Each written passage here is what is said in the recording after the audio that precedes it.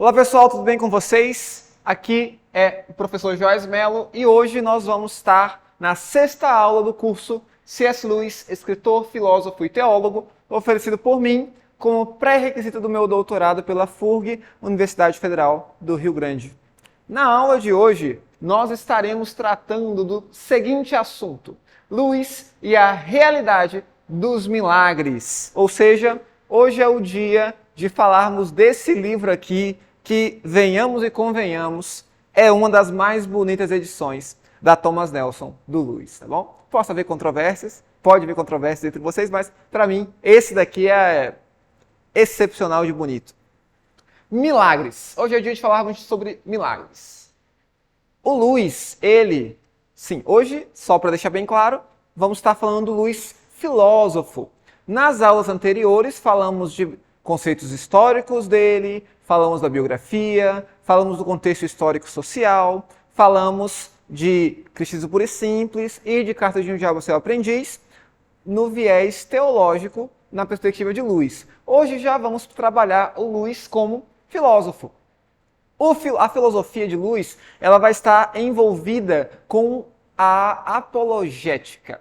Ele vai desenvolver sua filosofia para contrapor aquele pessoal que eu falei para vocês lá na aula de contexto histórico e cultural sobre a moral, sobre necessariamente o sobrenaturalismo contra o naturalismo. Essa é a grande questão do livro Milagres. E aqui eu expus para vocês alguns dos tópicos. Ele é um livro de filosofia. Ele é reconhecido como um livro de filosofia do Lewis. Talvez um dos únicos, mas eu colocaria na conta também A Abolição do Homem, que é o nosso último livro, que, diga-se por sinal, é consenso entre a maioria das pessoas que é o livro mais difícil de se ler do Lewis. Mas quando você observar Milagres direitinho, você vai ver que as janelas de Abolição do Homem vão se abrir. Então, se você fosse ler aí numa construção cronológica para ver qual fica melhor para abrir meus olhos para o próximo livro, leia primeiro Milagres e depois A Abolição do Homem. Em Milagres, ele vai estar trabalhando a dialética do naturalismo e do sobrenaturalismo.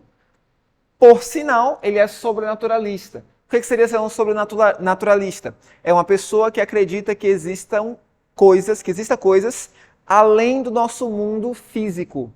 Seria uma pessoa que crê na metafísica, que crê que exista algo além do físico, algo além do tangível, do que nossos sentidos podem apalpar ou perceber. O naturalista seria, na nossa perspectiva mesmo, darwinista naturalista, aquela pessoa que acredita que é natureza, mas enfim, ele vai definir direitinho mais para frente, que a natureza é tudo que existe e poderá existir e já existiu. Dentro desse macro tema, ele vai estar trabalhando a razão, a moral, os milagres e o cristianismo. Parêntese. Pessoal, a gente não vai estar trabalhando o livro todo. Ele é um dos maiores livros dessa coleção. Ele é até um pouquinho maior do que o Cristianismo Puro e Simples. Então não vai dar pra gente, infelizmente, trabalhar o livro todo. E aí, se você é como eu, você deve estar pensando, poxa, mas se eu estou num curso para ver o livro, como é que ele não vai trabalhar o livro todo? Porque, gente, em palestras como essa nosso curso está organizado, nunca vai dar pra gente contemplar toda a complexidade do que o livro traria, de acordo com a atitude do professor. Então, para você entender todas as peculiaridades, toda a formação de argumentos do Lewis, você vai precisar mergulhar na leitura. O ponto que o professor não chega é onde a leitura vai te levar. Então, vamos examinar, feitos os nossos pressupostos, vamos falar um pouquinho sobre os antecedentes do livro. Exatamente nos antecedentes, eu deixei o slide em branco mesmo, exatamente. Nos antecedentes, a gente vai estar falando sobre a polêmica que aconteceu e que o Alistair McGrath vai trazer nesse livro aqui, que por sinal é um livro muito bom, uma das biografias mais completas do Lewis. O Alistair McGrath, ele vai trazer essa controvérsia. Por quê? Quando o Milagres foi lançado, o Lewis estava envolvido, e aí fofoca, gente. O Lewis estava envolvido com a organização do Clube Socrático de Oxford. Ele foi chamado por uma professora para cuidar desse clube socrático. E o que acontecia nesse clube? Discussões filosóficas. A maioria dos proponentes eram cristãos e eles iriam lá expor as suas teses para, de fato, era um clube de debates, para ser debatida, para ser... É tipo os Inklings, só que não de literatura. Os Inklings de filosofia. Em 1942, se eu não me engano, o Lewis foi convidado para participar do Clube Socrático como chefe. Diga-se por sinal que, nessa época, ele já era um grande astro, por assim dizer, do cristianismo, da teologia, da apologética em geral, porque já tinha feito as palestras e tudo mais. Enfim, e por isso ele foi chamado. Pensaram lá noutra pessoa, mas em 42 ele foi chamado para ser o líder e cabeça do Clube Socrático. No Clube Socrático, ele expunha suas teorias, debatia, enfim, crescia em conhecimento filosófico. Até que, em meados de 47, 1947, o Lewis trouxe milagres para ser debatido. E ele expôs brilhantemente as teses que ele coloca em milagres. Uma das teses é que o naturalismo ele não se sustenta, ele é autoanulativo, porque, a gente vai explicar já já, não vou dar spoiler, né? Mas ele vai expor isso daí. Quando ele expõe a perspectiva dele que o naturalismo se autoanula, ele não pode se sustentar, uma filósofa chamada Elizabeth Anscombe, talvez você a conheça de outros carnavais, a Elizabeth ela vai fazer uma crítica pesada ao Lewis. Ela vai concordar com a premissa e com a conclusão do Lewis sobre o naturalismo. Mas ela vai dizer que esse meio do caminho todo, que seria um meio do caminho filosófico, o meio do caminho da construção do pensamento filosófico, do argumento, melhor dizendo, filosófico, foi muito mal feita. Na verdade, o Lewis teve um insight muito bom, mas não conseguiu elaborar esse insight. Quando ela faz isso daí, e era um clube de debates, ela fez isso em público, o Lewis ele fica arrasado, porque ela falou mal. Falou mal? Não bem que falou mal, né? Mas ela desrespeitou, enfim, há muita polêmica em cima disso. Polêmica também por causa de um camarada que foi um biógrafo do Lewis. Esse biógrafo, ele vai colocar que quando o Lewis é criticado pela Anscombe, ele desiste de fazer apologética e vai escrever livro para criança. Então a pancada, segundo esse camarada, eu vou colocar o nome para vocês no comentário, segundo esse camarada, a pancada da Anscombe foi tão grande que o Lewis desistiu. Mas o McGrath, ele vai explicar, e como eu concordo, que na verdade o Lewis não desistiu e foi escrever ficção porque já tinha largado a mão de tudo. Não, muito pelo contrário. Ele já tinha escrito a priori de 47, antes de 47, a trilogia cósmica, se você lembra lá daquele nosso quadro de livros e publicações cronologicamente organizado. Então, ele só vai trabalhar em outro nicho. Ele não vai desistir da filosofia, não rasgou a camisa dele. Até o próprio capítulo, que é o capítulo 2, se eu não me engano, ou é 3, do livro Milagres, que é justamente o que a gente vai ver mais para frente, ele reformulou, mas publicou o livro. Então ele sabia que o seu argumento estava muito bem feito, mas estava mal organizado. E ele utilizou da sabedoria da Anscombe como se fosse uma inkling, como o McGrath chama, uma inkling da filosofia, e ele utilizou os comentários dela para crescer na sua perspectiva filosófica. O Lewis, gente, é o Wilson, o A.N. Wilson, o nome do camarada lá que falou mal do Lewis, que disse que ele correu. O Lewis, ele não tinha problema em ser criticado. Outras pessoas que estavam presentes lá vão dizer que ela foi muito grossa, ou algo do tipo. E o Lewis, de fato, saiu desnorteado, como o Anton Fu vai comentar também no livro dele. Mas o Lewis, ele nunca desistiu de fazer apologética. Na verdade, ele foi fazer através dos seus livros, enfim. Já tinha contribuído muito com a ficção, e aí foi contribuir com a filosofia e a teologia, e foi contribuir com outras áreas, que na verdade era a grande paixão dele. Além disso, ele não tinha problema nenhum em ser criticado. Por quê? O próprio clube de Inklings era um clube que as pessoas eram criticadas. Tem um livro da Gabriela Gregersen que vai tratar dos Inklings, e tinha um camarada lá que ele não conseguia, pasmem, ele não conseguia suportar a leitura de Senhor dos Anéis. Quando o Tolkien chegava com o manuscrito do Senhor dos Anéis, esse camarada ia embora, ou esperava um dia que ele não estivesse presente. Enfim, ser criticado não era novidade, mas o Lewis aproveitou essa oportunidade para reformular o seu argumento e assim publicar um livro mais completo, que é justamente esse que está disponível para a gente. E a gente vai começar a discuti-lo agora. Na introdução, o Luiz vai propor o seguinte: em toda a minha vida, encontrei apenas uma pessoa que afirma ter visto um fantasma. Nós tratamos, gente, o assunto principal é milagres. Então ele vai trabalhar com a possibilidade do sobrenatural sobre a percepção natural. Então, olhem só a história. E o interessante da história é que essa pessoa não acreditava em alma imortal antes de ver o fantasma. Ou seja, eu encontrei na minha vida uma pessoa apenas que disse ter visto um fantasma, mas ela não acreditava até ter visto. E continuou não acreditando depois de vê-lo. O que ele quer propor aqui? Ele quer dizer nada mais nada menos que não vai ser uma aparição sobrenatural que vai mudar a tua ideia do naturalismo para o sobrenaturalismo ou vice-versa. Então, o foco é mais filosófico e de cosmovisão do que empirismo ou do que vivência prática. Olha o que ele vai comentar além disso. A possibilidade da ocorrência de milagres nunca pode ser respondida apenas pela experiência. Se algo extraordinário parece ter acontecido, sempre podemos dizer que fomos vítimas de uma ilusão. É muito comum vermos pessoas que dizem ter visto a Virgem Maria, que dizem ter visto Jesus, que dizem acreditar em sonhos e visões e tudo mais. Os sobrenaturalistas, eles vão dizer que isso pode ser uma revelação divina, ou não, mas pode ser. Já os naturalistas, eles vão dizer que isso é puramente ilusão. E ainda que eles mesmos tenham uma percepção, tenham uma vivência do sobrenatural, não necessariamente esse fenômeno sobrenatural vai mudar a ideia deles. Então o Luiz está dizendo, gente, não é a experiência que vai dar a martelada final nesse assunto. Mas o que é, então? E aí ele vai seguir tratando.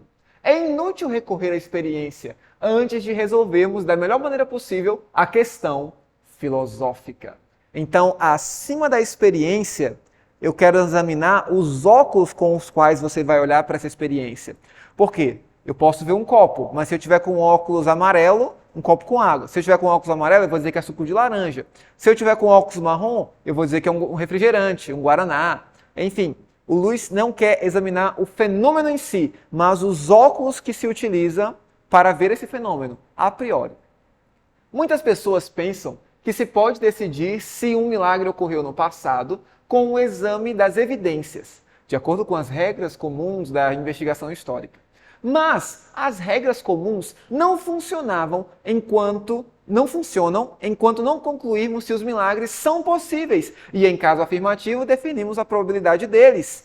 Portanto, se eu sou naturalista e eu digo que uma pessoa não ressuscita dos mortos, se esse é o meu pressuposto, eu posso examinar como foi a evidência histórica da ressurreição de Jesus Cristo e eu vou dizer que eu vou procurar fatores que comprovem a minha percepção de que ele não ressuscitou. Por quê? Eu sei piamente que as pessoas não ressuscitam.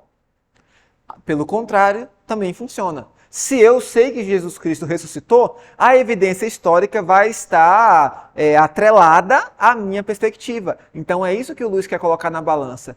Qual cosmovisão está mais adequada? Esse é o exame que ele quer fazer, antes de trabalhar com os fenômenos miraculosos ou não. E, portanto, os pressupostos, como eu tinha explicado para vocês, eles vão atingir necessariamente a validação. Por exemplo, o Bart Ehrman, que é um crítico do cristianismo, ele defende um Jesus histórico e tudo mais, ele tem um debate com o William Lane Craig, que defende um Jesus sobrenatural, um Jesus que de fato ressuscitou, e os argumentos do Ehrman são em cima do absurdo, porque é impossível. Então, qualquer hipótese improvável é mais possível do que a hipótese da ressurreição. Ou seja, ele vai desenvolver tudo isso, toda a sua teoria histórica, toda a sua investigação dentro do pressuposto de que milagres não acontecem. Enquanto o William Lane Craig, ele vai fazer exatamente o contrário. Vai procurar as evidências em cima do pressuposto de que milagres podem acontecer. Mais à frente, vamos agora para o assunto da razão. O Luiz, ele organizou e a gente quebrou propositadamente, para não perder tanto conteúdo, a estrutura do livro. Ele organiza o livro em capítulos, se eu não me engano são 8 capítulos o livro, e a gente os desmembrou em assunto. São 17 capítulos juntamente ao epílogo, sem contar os apêndices. A gente os organizou, nós os organizamos tratando de razão, moral, milagres e cristianismo, para que fique mais claro e a gente possa pegar uma visão mais abrangente de tudo. A razão para o Luiz é um fator muito importante para essa discussão. Por quê? Ele vai comentar o seguinte no próximo slide. Milagre no sentido de uma interferência de um poder sobrenatural na natureza. É esse o conceito de milagre dele. Ele não está tratando de um milagre lato sensu. Em toda discussão filosófica, é muito importante que você comece estabelecendo quais são os seus pressupostos de determinado assunto. Para ele, milagre é uma interferência de um poder sobrenatural na natureza. Então, para todos os efeitos, nessa discussão, o milagre vai ser uma interferência exterior, portanto sobrenatural, no natural. O milagre não pode ser explicado, portanto, naturalmente por meios puramente naturais. Algumas pessoas acreditam que nada existe, exceto a natureza. Eu chamo essas pessoas de naturalistas. Outras pessoas pensam que, além da natureza, existe algo mais. Eu os chamo de sobrenaturalistas. Então, para aqueles que têm a visão unicamente para o natural, o método científico, a água que entra em ebulição a 100 graus, para essa pessoa que observa só o natural como tudo que existisse, o Luiz chama elas de naturalistas, desconsiderando o sobrenatural ou metafísico. Para aqueles que acreditam que existe o natural, mas também um sobrenatural, ele vai chamar de sobrenaturalistas. O naturalista, por sua vez, pensa que nada além da natureza existe. A natureza é o fato último. Ele vai utilizar uma linguagem muito interessante, metaforicamente falando. Ele vai dizer que se houvesse um lago, nos quais vivêssemos nesse lago, o naturalista diria que o lago é tudo que existe. Então, você pode cavar, você pode nadar, você nunca vai sair do lago. Você pode nadar para baixo, nadar nas bordas, você nunca sairá do lago. No entanto, o sobrenaturalista, ele percebe a coisa de uma forma diferente. Ele vai pressupor, tudo é pressuposto, que embaixo do lago há terra, há rochas, há um subsolo, enfim, ele vai dizer que o lago não é tudo. O mundo não se resume ao lago. Portanto, o mundo não se resume à natureza. Os naturalistas pensam pelo contrário, a natureza é o fato último. A palavra natureza significa para ele meramente tudo, ou o espetáculo todo, ou o que quer que exista. Então, essa é a descrição que o Luiz vai dar em Milagres para o sobrenatural, para o naturalismo. Então, tudo que existe é natureza. O universo é eterno e é tudo que existiu e sempre vai existir. Essa é a perspectiva do naturalista. Avançando, exatamente, todas as coisas e todos os acontecimentos estão tão completamente interligados. É a perspectiva ainda naturalista. Nenhum deles existe por conta própria, ou acontece por conta própria. Assim, nenhum naturalista radical acredita no livre-arbítrio, pois o livre-arbítrio significaria que os seres humanos têm um poder de ação independente. Ele vai abrir a nossa mente para o que é o naturalismo, segundo a perspectiva dele. O naturalista acredita que o lago é tudo que existe. Então, todos os peixes, todos os patos, todos os micro-organismos, todas as larvas, todos os girinos e sapos, todos estão dentro do lago, todos estão dentro da natureza. Não existe nada além da natureza. E todos esses bichos, todos esses seres têm em comum o fato de estarem no lago. Portanto, são todos interligados. Nada acontece por conta própria.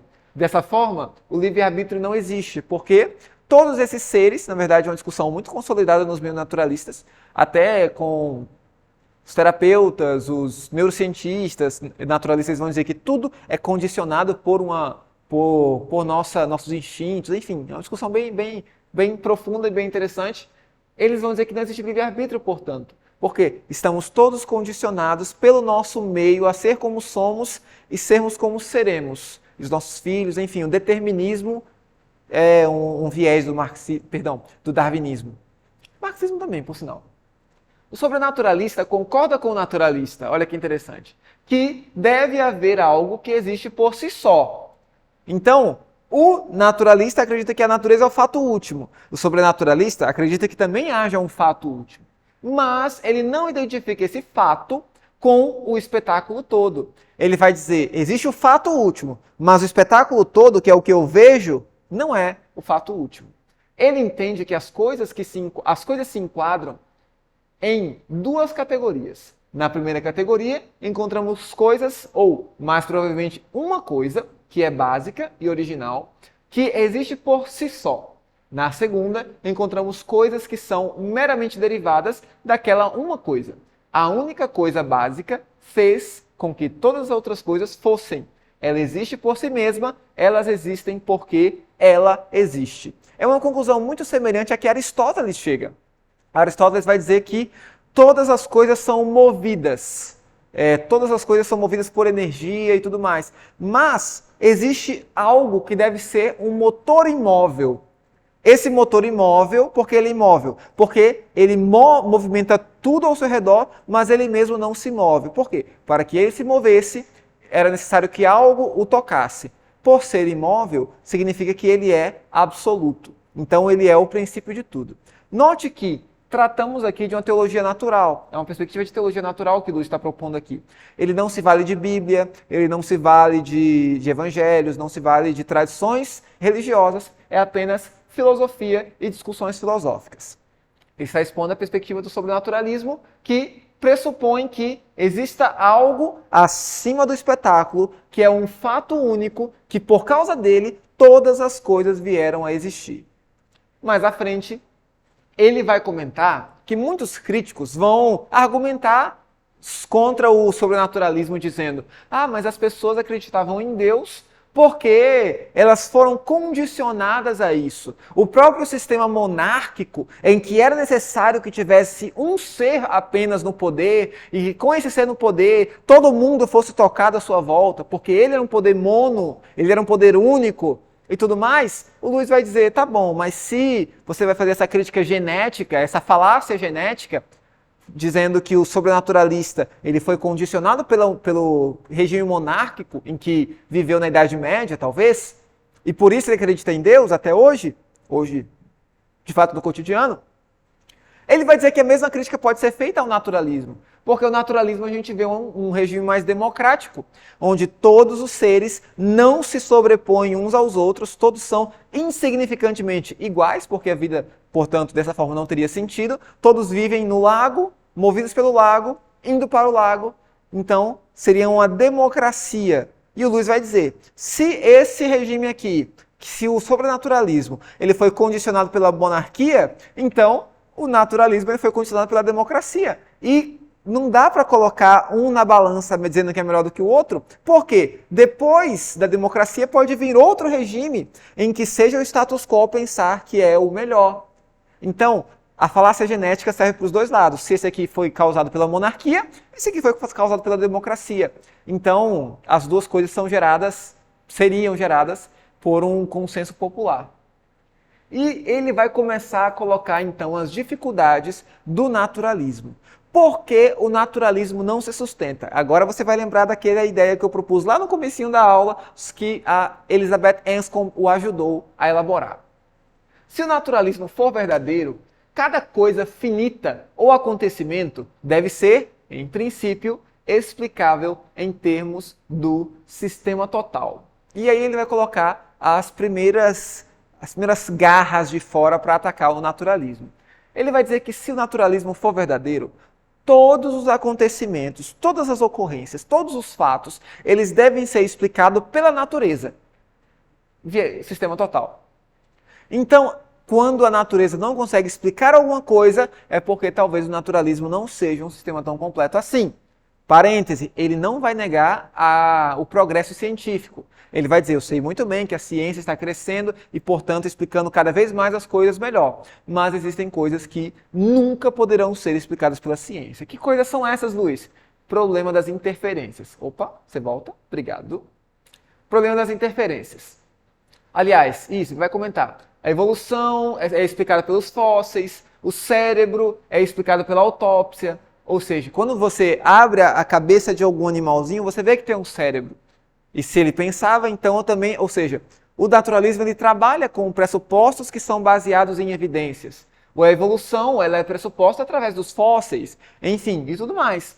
No entanto, todo conhecimento possível depende, portanto, da validade do raciocínio. O raciocínio é prático? Ele faz sentido? Ele é racional?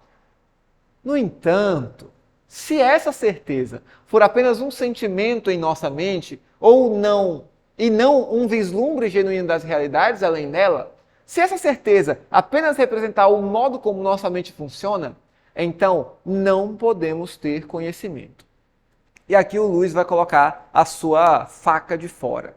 Ele vai mostrar que o conhecimento, para que seja tido como verdade, verdade absoluta, por assim dizer, ele precisa ter sua validade do raciocínio. Então, se a percepção de raciocínio não for prática, aliás, não for verdadeira, não for racional, então toda percepção da mente vai ser apenas um vislumbre das nossas realidades, um sentimento, um vislumbre. Por exemplo, eu não vou dar spoiler não, vou tentar me conter as citações dele. Vamos mais para frente, ver como é que ele vai desenrolar isso daí. A menos que o raciocínio humano seja válido, nenhuma ciência pode ser verdadeira. Perceba que aí ele já vai colocar o seu argumento. O raciocínio humano ele precisa ser válido para que a ciência seja verdadeira. É quase um silogismo. Se o raciocínio humano é válido, a ciência é verdadeira. Então, podemos ter conhecimento. Mas se não, então não podemos ter conhecimento. Por quê? Se todo o exercício de razão que eu faço, ele não consiste em uma base confiável para acreditar nas coisas que estão ao meu redor, então todo exercício que eu penso ser racional vai ser apenas impressionista, vai ser apenas percepções equivocadas da minha mente, que não podem alcançar a razão. Então quando eu pensar que eu estou fazendo... Vocês estão dando para entender? Quando eu pensar que eu estou pensando racionalmente, para compreender os fenômenos ao meu redor, na verdade eu vou estar me enganando, porque todo o princípio do pensamento racional não é racional. E o Luiz vai explicar. Uma teoria que explicasse tudo que há no universo inteiro, mas tornasse impossível acreditar que o nosso pensamento fosse válido, seria totalmente excluída. Você poderia explicar todos os mistérios do mundo, mas se, através dessa sua explicação, você demonstrasse que o seu próprio pensamento não é válido, você acabou de montar todo um castelo em cima de uma palha que vai, obviamente, ceder. Todo conhecimento nosso, se o nosso conhecimento não for verdadeiro, nosso conhecimento, portanto, não é verdadeiro. Aquilo que nós conhecemos não é verdadeiro. E o Luz ele vai comentar que, pela confiança que o naturalismo tem nos métodos de evolução biológica, nos métodos de evolução visando unicamente a perseverança do mais forte, a sobrevivência do mais forte, a razão no ser humano, ela não foi desenvolvida para ser razão. A razão ela não é racional. Por quê? Ela é apenas fruto da natureza, assim como os instintos dos animais, por assim dizer. Então, se a razão em si do ser humano é um fruto do acaso, ela não pode ser racional. Portanto, o naturalismo, não importando tanto que ele coloque na mesa de evidências, a sua base é insólida, a sua base é frágil, porque ela desacredita, o naturalismo desacredita a própria capacidade de raciocínio do ser humano. Então não tem como eu argumentar que o meu raciocínio é válido se eu não acredito que o raciocínio possa ser válido. E ele vai utilizar para exemplificar isso a perspectiva do Haldane, que é um dos seus críticos, inclusive. Ele vai citar o Haldane em Possible Worlds, em que ele diz o seguinte: se meus processos... O Haldane, tá, gente? Ele é um evolucionista, naturalista e tudo mais. E o Luiz vai citar apenas como base para o seu argumento. Olha o que o Haldane vai dizer. Se meus processos mentais são determinados inteiramente pelos movimentos dos átomos, em meu cérebro, a lagoa, não tenho motivos para supor que minhas crenças não sejam verdadeiras. e, portanto, não tenho razão para supor que meu cérebro seja composto de átomos. Então, se eu digo que meu cérebro é composto de anos de evolução para chegar até o ponto de K, e portanto é um ajuntamento de átomos que geraram moléculas, que geraram células e que chegou aqui até hoje, eu não tenho como argumentar que esse meu conhecimento é válido, porque ele é autoanulativo, ele é autonegativo. E o Lewis ele vai seguir o seu argumento no próximo slide, propondo o seguinte: há um consenso de que a razão e mesmo a sensibilidade e a própria vida apareceram tardiamente na natureza. E claro, para o naturalista, esse processo não foi projetado para produzir um comportamento mental que possa encontrar a verdade. Não havia projetista. Se não havia uma mente por trás do processo criativo, se não havia uma mente racional por trás da comunicação à razão para o ser humano, e apenas fatores biológicos envolvidos e tudo mais, a sobrevivência do mais capaz não está interessado no desenvolvimento racional ou moral, que é o que ele vai propor em seguida, para o ser humano. E, portanto, essa percepção não se justifica, não se sustenta. A razão evoluiu da não razão. Existe a possibilidade de que seres na cadeia evolutiva não fossem racionais e que o seguinte fosse. Mas por que ser racional? Por que haveria racionalidade então? A razão não evolui da não razão. Não tem como eu pegar o absurdo e do absurdo retirar a ordem, porque o absurdo vai persistir sendo absurdo. O recurso da utilidade e o problema da afirmação de verdades gerais. E aí ele vai citar, né? É uma discussão filosófica realmente. Ele vai comentar que, mas aqui nesse ponto, alguns naturalistas podem argumentar que a razão ela surgiu por causa da sua utilidade. Então, porque era útil para que alguns seres da cadeia evolutiva fossem racionais, eles, portanto, se tornaram racionais unicamente em nome da utilidade. O Lewis vai contra-argumentar, dizendo que, se assim o fosse, haveria um grande problema na afirmação de verdades gerais. Só poderíamos afirmar, portanto, verdades úteis e práticas. Verdade de que se eu jogo isso daqui, se eu solto, vai cair no chão. No entanto, como é que eu posso dizer com questões como a ontologia, como a teologia, como a metafísica, ou com o próprio naturalismo, que não é empírico? Não tem como eu trabalhar empiricamente de uma forma útil o naturalismo, porque eu precisaria que a minha razão fosse além da utilidade, que a minha razão fosse racionalmente profunda, racionalmente bem embasada em fatores além da utilidade. Portanto, até o recurso da utilidade, o Lewis vai dizer que fica de fora. Próximo slide, por favor. Exatamente. Agora ele vai opor a mesa e vai dizer porque o sobrenaturalismo é uma melhor forma de ver o mundo do que o naturalismo, que ele já escanteou e colocou bem ao lado. A razão e a razão de Deus, aliás, a razão de Deus é mais antiga que a natureza. Lembra lá da perspectiva que o espetáculo todo não é o fato primordial. Esse é fato primordial, ele vai dizer que é Deus. Então, Deus, a razão, é mais antiga do que a natureza e dela deriva a ordem da natureza, que por si só nos permite conhecê-la. Para ele, a mente humana, no ato de conhecer, é iluminada pela razão divina.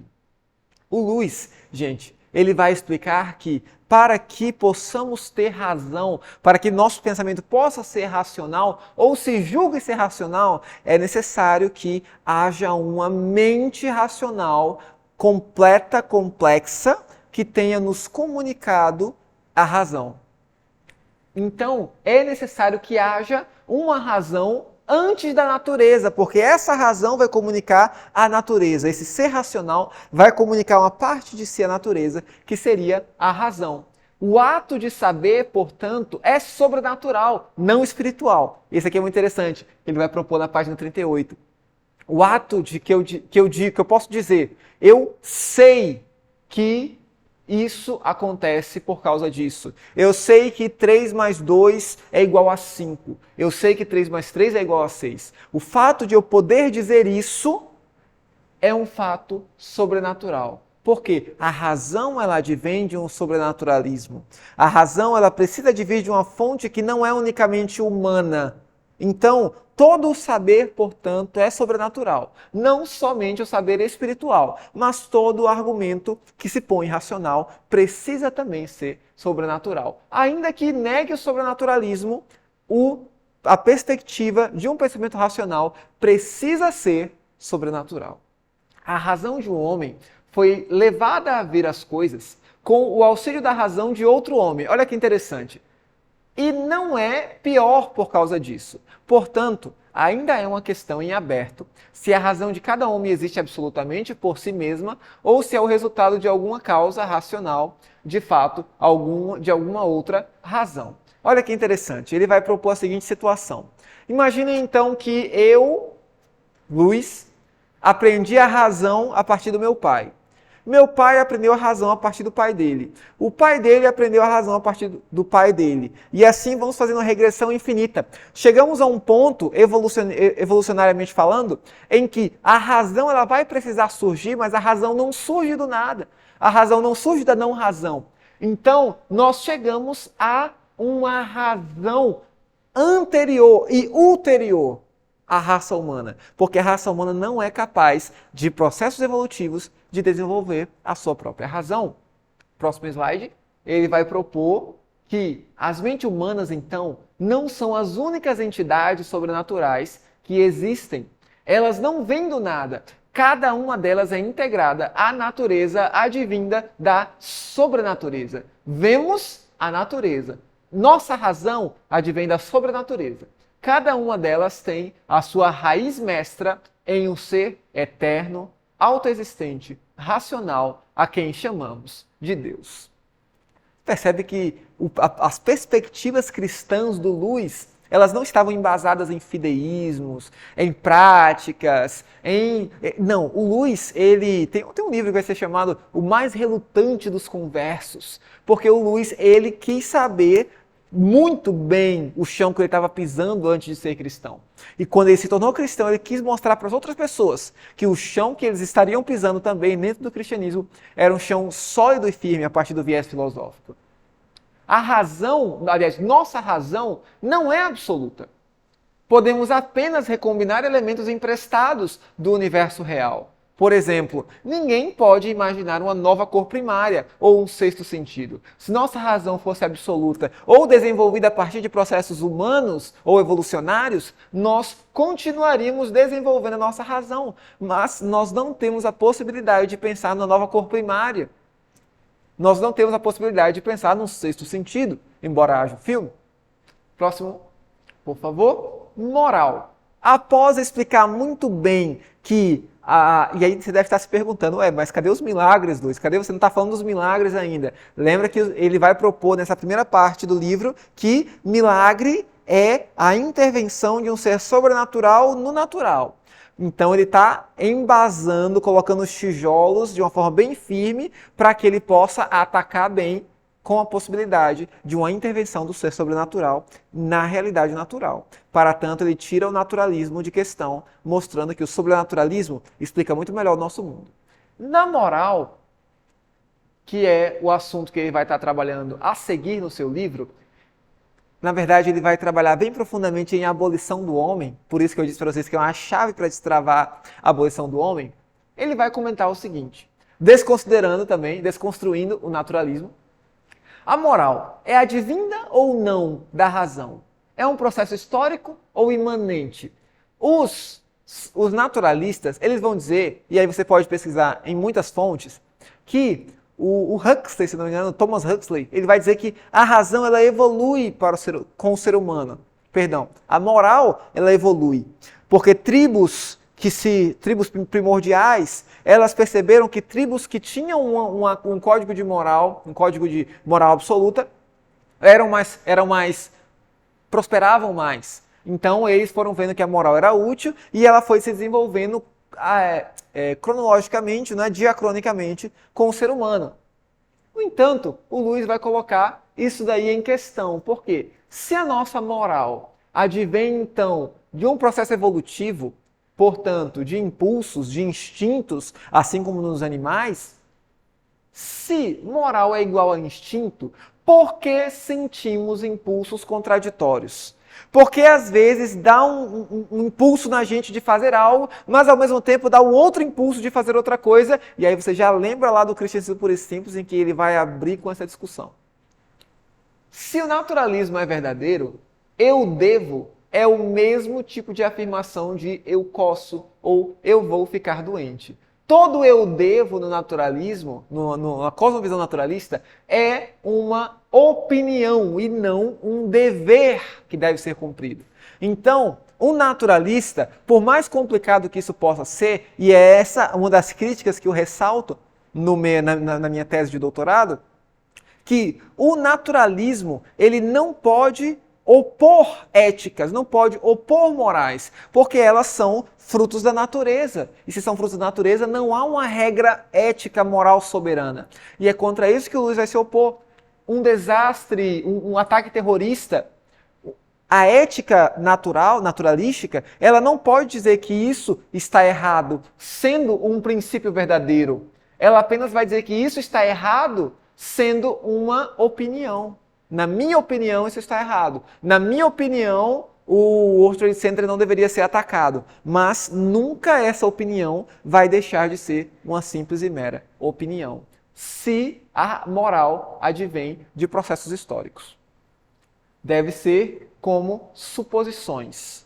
Então, todo eu devo, todo senso de dever humano seria como uma suposição, porque ninguém pode provar nada, porque não há uma mente absoluta por trás das nossas percepções de moral, segundo a perspectiva do naturalismo.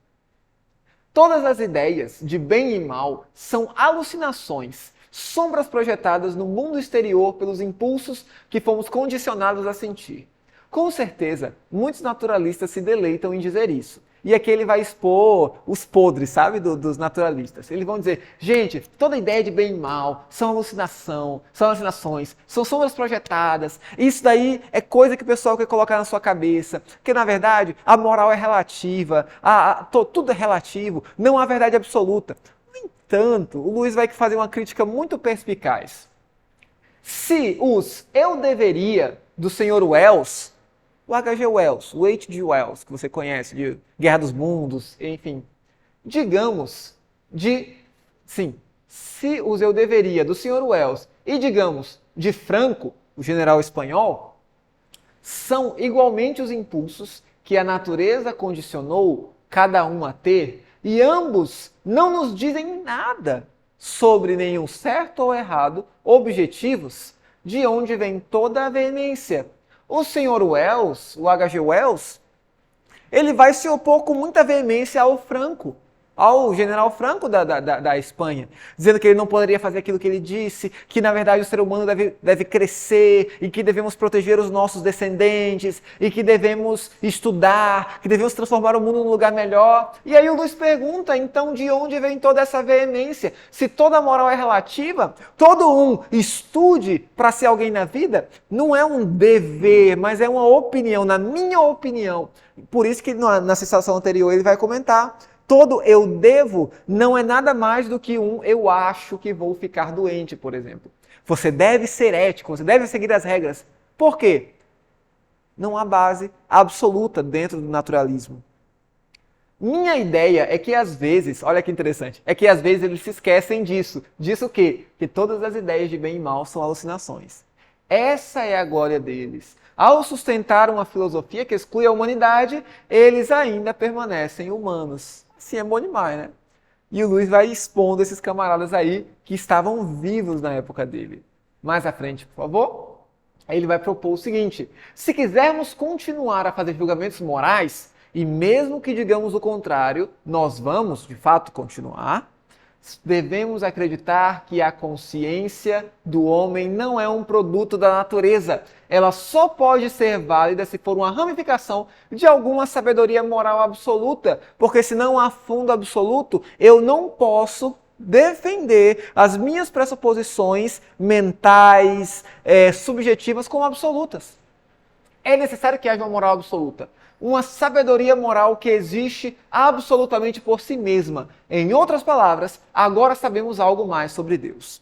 E aqui ele vai comentar isso para dizer que quando nós percebemos que precisamos de uma moral absoluta, que precisamos de um ser absoluto, transcendente, autoexistente, para que possamos de fato exercitar o nosso raciocínio, para que possamos exercitar de fato nossos juízos morais, nós aprendemos algo mais sobre Deus. E se você lembra bem da aula de Cristianismo Puro e Simples, ele vai explicar que nós somos morais porque Deus é moral. Deus incutiu a nossa lei, a sua lei em nós.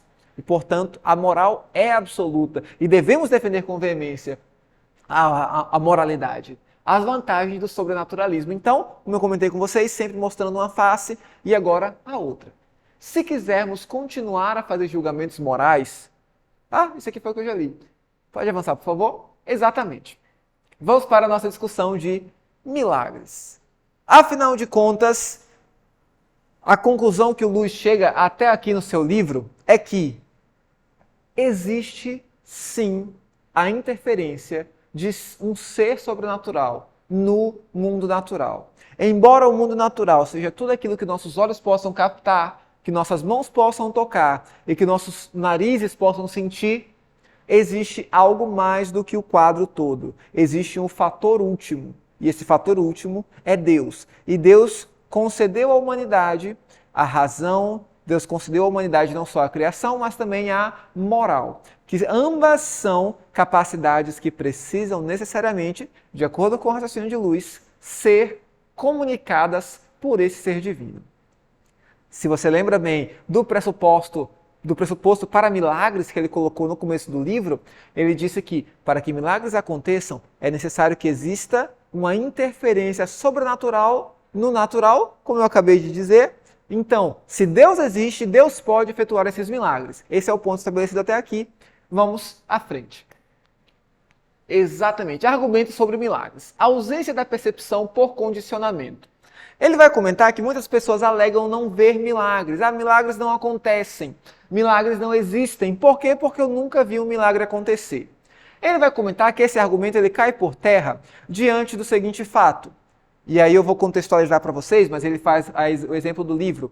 Se você está assistindo esse vídeo agora, possivelmente na plataforma do YouTube, se não foi pirateado para nenhuma outra, você está vendo com os olhos, obviamente. Mas ele diz, poxa, Joás, obviamente eu estou vendo com os olhos. Sim, mas enquanto você assiste essa palestra, você só parou, essa aula, você só parou para pensar nos seus olhos agora que eu falei deles. Então, até então você não tinha percebido algo que te era muito natural. Quando você, e aí é o exemplo que o Luiz dá da janela, quando você olha por uma janela para ver um jardim, você está contemplando o céu, você está contemplando a janela, você está contemplando os seus braços, você está contemplando muita coisa. Mas os teus olhos estão voltados para o jardim. Então, a ausência de percepção de milagres, nós podemos ser cegos a milagres por causa do nosso condicionamento. Pode ser um condicionamento mental, eu bloqueio, todos os milagres são ilusões, a partir de uma pressuposição naturalista, ou um condicionamento que de fato eu simplesmente não me importo porque eu estou preocupado com outras coisas. A presença da racionalidade humana no mundo é, portanto, um milagre. Como eu tinha dito para vocês anteriormente, um milagre não no sentido de miraculoso, de transformar água em vinho, de andar sobre as águas, ou de uma concepção miraculosa. Não. É um milagre porque é uma intervenção sobrenatural no natural. Portanto, os milagres, eles são contrários à lei da natureza, afinal de contas. Quem acredita em milagres, diz o Luz na página 70, não nega que exista tal norma. Que norma? As leis da natureza. Por que, gente, o Luiz vai fazer tanto pisar em ovos? Porque ele vai colocando as situações, sabe? Seria muito bom que você lesse o livro para vir para a aula, porque aí eu explicaria o conteúdo estando fresco na tua mente. Mas ele vai comentar que existem pessoas que dizem que os milagres não podem ser reais, que os milagres não podem ser empíricos, porque as leis da natureza não podem ser mudadas. Portanto, quem acredita em milagres não acredita nas leis da natureza. Ele vai comentar que não é bem assim. Por quê? Quem crê em milagres não nega as leis da natureza, ou a regra da natureza. Essa pessoa que acredita está apenas dizendo que ela, as regras, a natureza, pode ser suspensa. O milagre é, por definição, uma exceção. Ninguém que defende a ocorrência de milagres defende que a natureza tem leis não fixas. Todos sabem que o sol nasce no leste e se põe no oeste. Se o sol se segura por um momento, ele vai retornar. Toda lei da natureza ela vai permanecer a mesma, porque os milagres são exceções e não regra. Então, os sobrenaturalistas acreditam em leis da natureza, mas essa crença não altera em nada sua percepção sobre os milagres.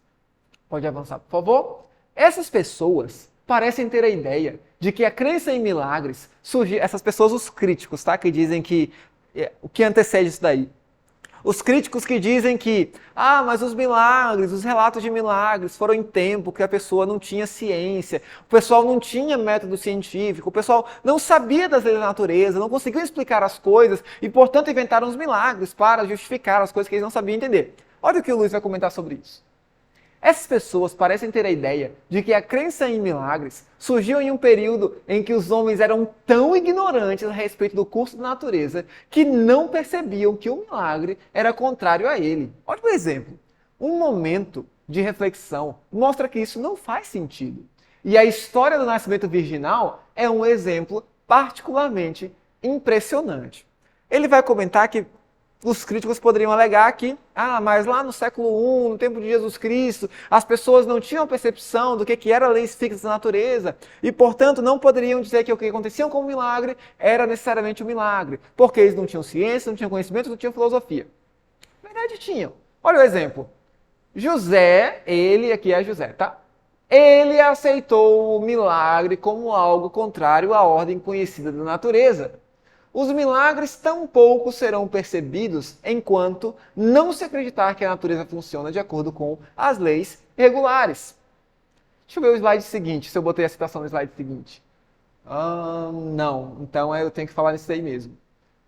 O José, ele sabia tão bem quanto um ginecologista que as mulheres engravidam a partir de um contato sexual com um homem, como naturalmente ocorre até hoje e como os ginecologistas sabem muito bem, todas as pessoas sabem muito bem. No entanto, quando o anjo chega para ele e diz que Maria concebeu a partir o fruto que está nela é do Espírito Santo e tudo mais, José, ele não desconhecia a realidade, mas conhecendo as leis da natureza, ele percebeu que ali houve uma alteração nessas leis. Mas essa alteração não foi perpétua, porque Maria teve uma gravidez de 9 meses. Maria teve um parto. Jesus cresceu como uma criança. Então, o milagre ele é apenas uma exceção à regra, em um determinado ponto da regra. Mas ele não é uma alteração completa da natureza. E aí ele vai seguir explicando o seguinte: milagres é a probabilidade, a ilustração da moeda. Eu poderia fazer aqui com vocês, o Luiz vai comentar, um exemplo de uma moeda. Posso jogar para cima e calcular a probabilidade dessa moeda cair com cara ou a probabilidade dela cair com coroa, dependendo da altura que eu a lance, da face que ela esteja quando eu a lançar no alto. E muitas pessoas vão alegar que a probabilidade de um milagre acontecer é muito pequena. Então, os milagres eles não podem ser provados porque a probabilidade é muito pequena. No entanto, olha o que ele vai comentar. Se uma moeda for adulterada, nossas expectativas poderão ser desapontadas. Contudo, as pessoas que acreditam em milagres estão afirmando precisamente que a moeda é adulterada. Eu posso pegar a moeda de 2 caras, lá do Batman, por exemplo, que tem 2 faces, não tem coroa, e eu vou dizer para vocês, gente, não importa quantas vezes eu lanço essa moeda, sempre vai dar cara, sempre vai dar cara, sempre vai dar cara. Eu adulterei, eu criei uma exceção a essa regra de probabilidade. Essa exceção, C.S. Lewis vai dizer que é a intervenção de um ser exterior à ordem natural, que ele age adulterando o fato natural, o transformando em sobrenatural, no milagre, e esse milagre, ele volta e ele acontece na natureza. Portanto, milagres podem acontecer, porque esse ser sobrenatural existe e ele pode interferir, como já interferiu nos dando a razão e nos dando a moral. E ele vai comentar o seguinte, ainda que imediatamente toda a natureza abriga essa nova situação.